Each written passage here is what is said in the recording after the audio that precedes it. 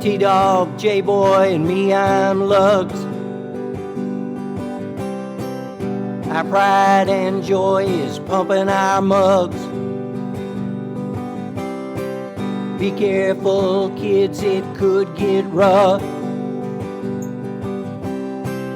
We're flipping our lids on sports and other stuff.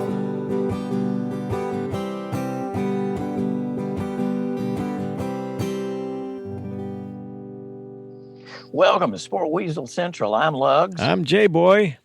I'm T-Dog. Yes, sir. What's the name of this program? Sports and other stuff, and thanks for tuning in. Here's what we have for you this week. NFL 2021 kickoff is just moments away. There's excitement in college football week 1, and Cam Newton is released. We'll talk about all that. So first, we saw some surprises in college football week 1, upsets, strong defenses, weak offenses, and lots of other stuff. Gentlemen, let's get started with that. Well, if we want to do just the big picture, obviously Alabama, Bryce Young, wow, what a start. I think he is successfully out of Mac Jones' shadow right there. And also in the SEC, Matt Corral at Ole Miss against Louisville, he looked good. And even Will Levis at Wildcats. The Wildcats have opened up for a little passing game. So you've got SEC strong players starting the first week. Except for LSU, Vandy, and Mississippi State. Other than that, it was fine, right? I mean, to be fair to Lugs' point, SEC definitely comes out of week 1 looking the best. But and then look, to be fair, Vandy's just kept around to help the GPA of the Southeastern Conference, mainly. It's right. But he is right. Bama. I was gonna say one of my big takeaways, particularly the top 2 big dogs reloaded. Bama, because Miami. To be fair to Miami, because I know one of the other talking points will come down. I will at least give this Miami. Miami, I don't think is bad. I know they got trounced by Bama. It's like we've probably talked about these last 2 years. Like Bama's just that far ahead of pretty much. Maybe there's only other 2 teams within its orbit. So I think Miami, it's good. The only people are like, why would you schedule Bama? The good thing to schedule Bama early on is to kind of find out in terms of the litmus test where you stack up. Like Miami, I think still have a good season, but they're far away from competing for a title. That's why you maybe schedule Bama. See how good your program isn't? Is that about right then? We'll see how far away you are from really competing. And obviously, to be fair, like they're at least 4 or 5 years away. But I mean, you could still be a good team. I mean, but like Lug said, Bryce Young throwing for over 300 yards, 4 touchdowns. You know, he's one of the NIL $1 million men already in college football. So he kind of earned it, I guess. I don't know. And then I was going to say the other big team that kind of, even though their game was more of a struggle, Ohio State, CJ Stroud, he didn't hit the 300 mark like Bryce Young did, but he was just under at 294. He also had 4 touchdowns. And Olave, just one of the best wide receivers I think Ohio State's had in a while, which is saying something. He had 117 yards receiving and 2 touchdowns. But and then the ACC, I mean, we're talking about the big conferences. They're the one that got gutted. I mean, Clemson. Yeah, what happened there? Nobody's mentioned that so far. Georgia. I'll just say this real quick. I saw on YouTube a thumbnail with Dabo kind of looking sad and saying Clemson frauds, revealed to be frauds. It's like, all right, let's slow down here. That game, it's one game. Essentially, on top of it too, that game would have been a 3-3 tie. DJ Unga made an inopportune pass and it was returned. That's the difference in the game. That's it. I'm not saying that. Obviously, Clemson's offense was more hard-pressed to move the ball, but Georgia didn't score any points on offense really either.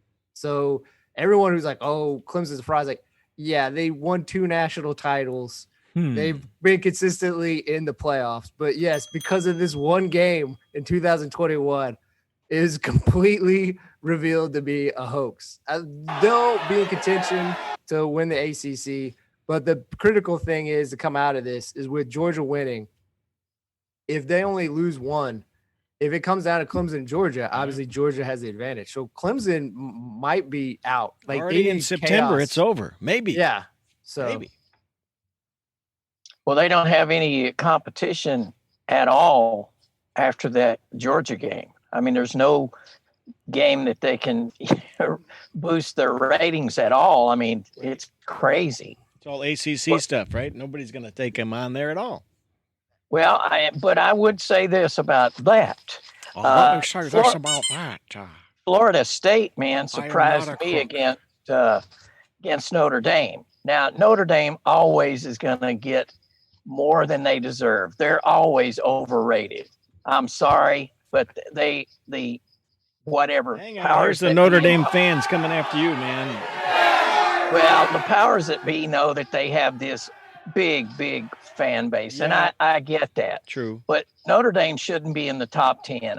I'm sorry, just can't do it. But anyway, Florida State, man, they surprised me because remember last year, I mean, they were the doormat there. I mean, people were just running numbers on them. So I'm really impressed.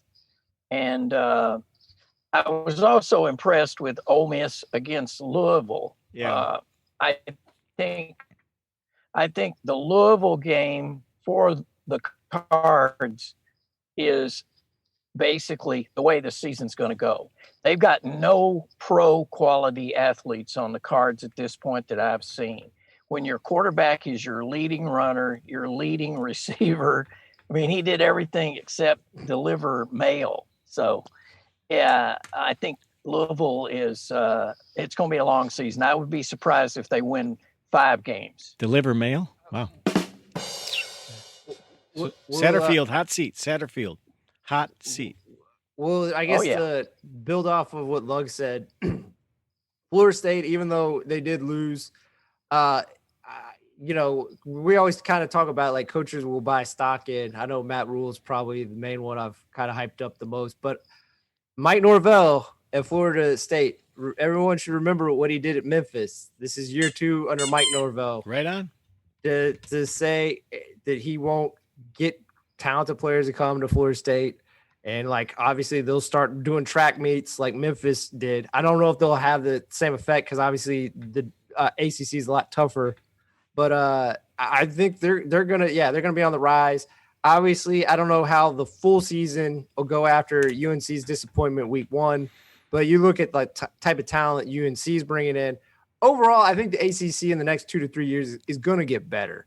I mean, I think there's some good quality coaches, and obviously there's just so much talent that comes out of the Southeast and just the South in general. Like, they're going to get better. Are they ever going to rival the SEC? I don't know if anyone's ever going to completely rival the SEC in terms of just the talent accumulated. But I think the ACC is moving back in the right direction after they just had so many misfires at head coaching jobs. But to be fair to what Lug said about Louisville, he's right. And to be fair to them, we kind of talked about it in the preview. U of L lost a lot of starters on defense that wasn't that great last year anyway, but it was it was evidently a problem. Ole Miss is one of the best offenses. They had close to 500 yards overall, and Matt Corral, he had 381, one touchdown pass. He had 55 yards rushing and a touchdown. And I know he wasn't there, but that offense, you see certain things. There was a touchdown run where it was a run option, where I think the first one was Matt Corral took it in. And then it was essentially the same play on the goal line that he gave it to Snoop Connor, and Snoop Connor ran it in. They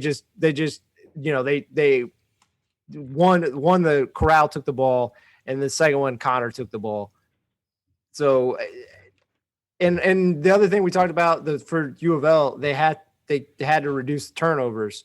They had 2 turnovers, a pick and a fumble lost.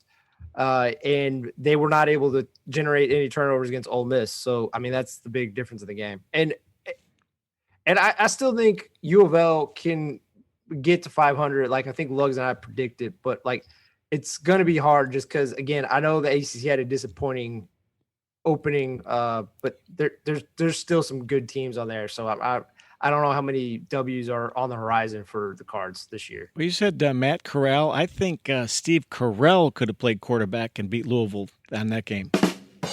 Whoa. Okay. And by the way, deliver some paper as well.